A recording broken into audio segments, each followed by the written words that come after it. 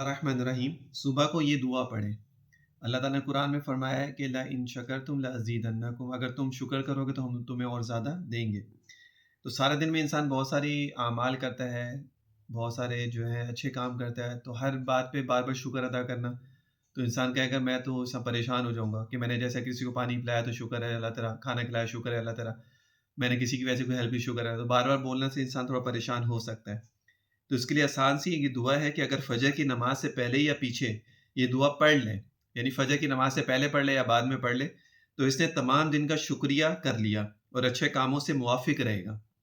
यानी ये दुआ पढ़ने से शुक्रिया भी अदा हो जाएगा अल्लाह ताला का और अच्छे कामों में मुवाफिक भी रहेगा वो, इंशाअल्लाह। दुआ क्या है? अल्लाहुम्मा मा अस्बह बी मिन निअमतिन औ बि अहदिन मिन खल्किका फमिनका वजदका ला शरीका लका फलकल मुल्कु वलकल हम्दु। ये दुआ है। इसी तरह शाम को अगर पढ़ ले तो गोया तमाम रात का शुक्रिया कर लिया।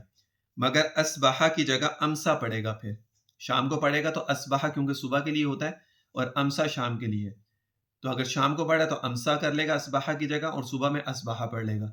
तो सुबह पढ़ेगा तो सारा दिन शुक्रिया और अच्छे कामों की तरफ मुवाफिक रहेगा और शाम को पढ़ लेगा तो फिर सारी रात का शुक्रिया है और सारे कामों में मुवाफिक रहेगा, अच्छे कामों में।